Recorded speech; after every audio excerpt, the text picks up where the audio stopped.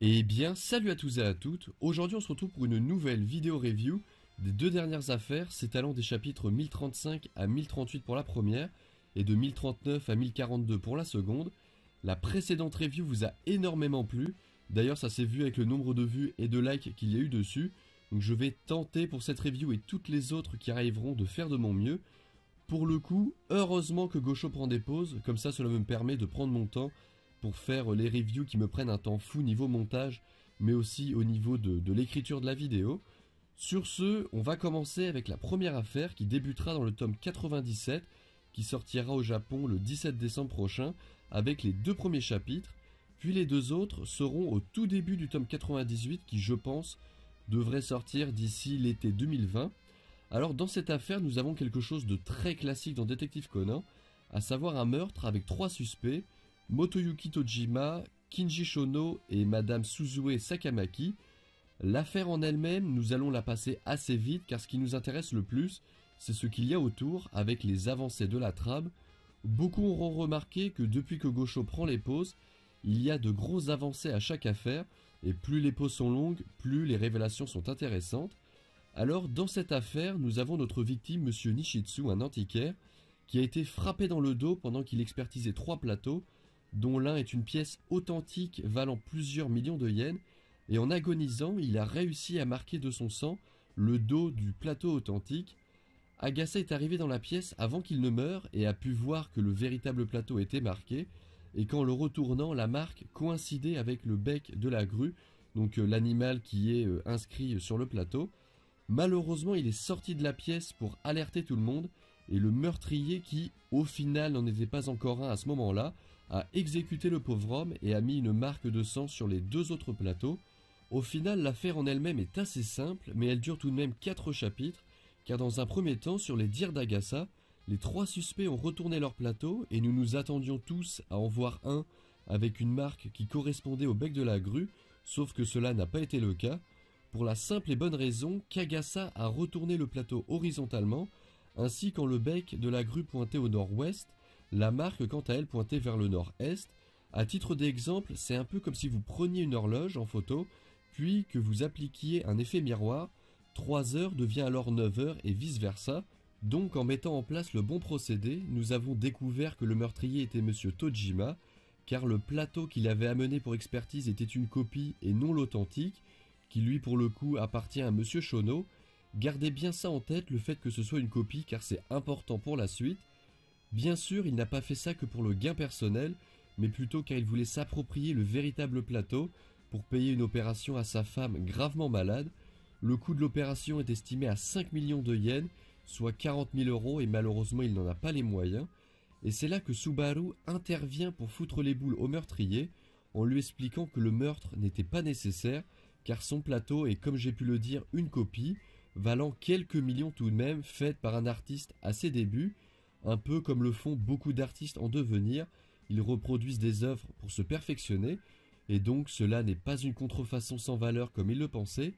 Voilà, je pense que pour l'affaire en elle-même, j'ai réussi à bien résumer le tout. Maintenant, nous allons voir les quelques avancées sur la trame principale. Alors, je ne l'ai pas encore précisé, mais dans cette affaire, nous avons affaire à Seira en plus de Conan, Agasa, Aibara et Subaru. La rencontre entre Seira et Subaru était quelque chose que nous attendions énormément depuis pas mal de temps, et cela est enfin chose faite.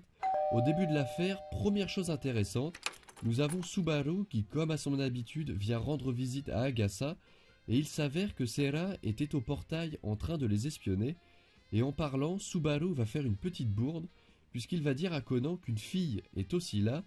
Or, comme elle va le faire remarquer plus tard, comment a-t-il réussi à le savoir, sachant qu'elle avait un casque de moto sur la tête et que très souvent, les gens se trompent car elle n'a pas de poitrine. Hop là, suspense, comment va-t-il réussir à se dépatouiller de cette situation? Tout simplement en disant qu'il l'a su grâce à ses hanches et ses fesses. Bon, pour le coup, le duel entre les deux n'est pas encore extraordinaire, mais quelques pages plus loin, Seira décide de se mettre en action en demandant ouvertement à Aibara de lui passer l'antidote de l'APTX, car elle la soupçonne d'être comme Conan. Elle va même utiliser le terme « restaurer le cours du temps » pour parler de l'APTX, et c'est là que très habilement Subaru va lui demander Se pourrait-il que celui ou celle dont le cours du temps a été perturbé ne serait pas toi, mais bien quelqu'un d'autre? Et c'est là que dans cette affaire, les deux vont en apprendre un peu plus sur l'autre, puisque d'un côté, Subaru, ou plutôt Akai, commence à avoir des doutes sur l'état de sa mère, car il faut savoir qu'il ne sait pas encore qu'elle a rajeuni, et de l'autre côté, au moment où il lui a posé la question, Sera est partie au quart de tour et a tenté de le frapper avec sa jambe, mais sans succès, un peu comme Ran lors de l'affaire du Baron Noir lorsqu'elle avait tenté de le frapper en sortant de l'ascenseur. Ici, Sera va se poser des questions sur Subaru, qui a réussi à éviter son coup, donc ce n'est tout de même pas rien. De plus, en voulant la calmer, pour lui faire comprendre qu'ils étaient quittes, Subaru a utilisé l'expression 50-50, qui est une expression qu'il utilisait déjà quand il était encore à Kai. Sera va bien sûr en parler à sa mère et l'affaire va se terminer sur Sera qui se demande si ce mystérieux inconnu ne serait pas son frère censé être mort. Pour finir avec cette affaire, nous avons un dernier point à aborder, c'est la confirmation enfin du fait que Mary soit une ancienne agent des services secrets britanniques. C'est une théorie qui a beaucoup tourné et elle est enfin confirmée, car Mary, comme elle l'a déjà dit, est la petite sœur en dehors du territoire. Sœur se dit sister en anglais, et si on enlève le TER de territoire, nous avons SIS, SIS, c'est-à-dire les services secrets.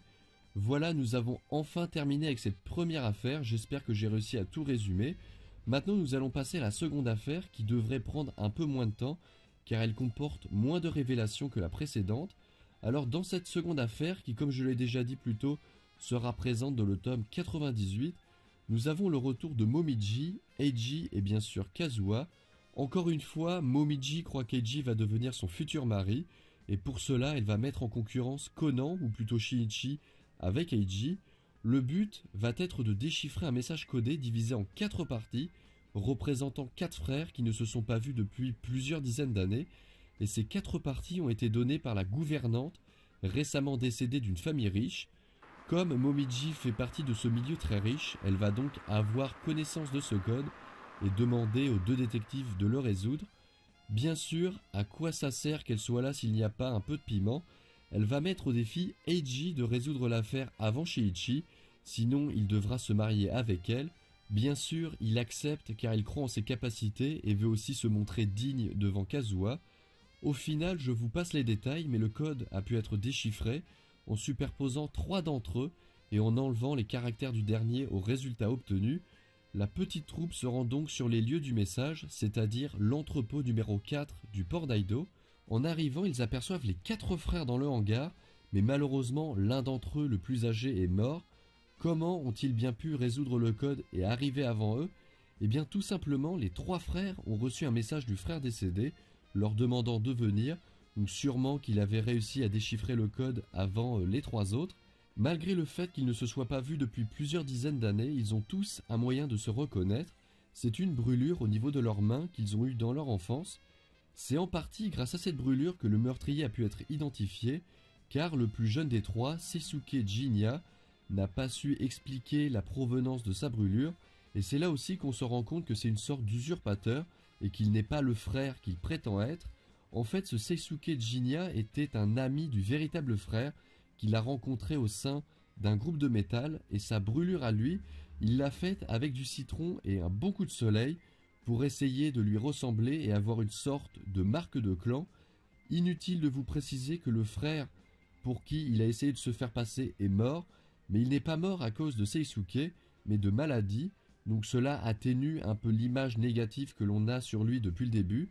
Et lors de son aveu, il explique avoir rencontré le frère aîné avant l'arrivée des 2 autres, et qu'il est tombé entre guillemets sans faire exprès, car celui-ci avait découvert que ce n'était pas son véritable frère. Il a essayé d'appeler la police et s'en est suivi une bagarre, et puis bon, il a trébuché et il est tombé. Il essaye de se déculpabiliser au maximum, mais au final, ça reste un meurtrier. Voilà pour l'enquête en elle-même, tout est dit. C'est grâce à Ran que Conan a laissé Eiji résoudre l'affaire et ainsi se débarrasser de Momiji pour un certain temps. Avant de clore cette vidéo, il y a 2 choses importantes qui ressortent de cette affaire. C'est de 1 la nouvelle tentative d'Eiji pour déclarer sa flamme à Kazuha. Malheureusement, même si le coucher de soleil était très beau, ce fut un flop, car elle n'est pas restée jusqu'au bout de sa déclaration. Et la seconde information, c'est le fait que la gouvernante morte, précédemment citée, travaillait pour la propriété de Shukichi Haneda. Conan, à la fin de l'affaire, se demande donc si Koji Haneda, mort 17 ans plus tôt par l'APTX, qui est le frère non lié par le sang de Shukichi Haneda, ne serait pas plutôt le fils d'une famille noble. Sur ce, ça va être la fin de cette review, j'espère que vous l'aurez aimé. N'hésitez pas à mettre vos théories ou vos avis en commentaire. Pour ceux qui ne nous ont pas encore rejoints, le lien du Discord Détective Conan est dans la description. Un petit like, un abonnement, et sur ce, peace.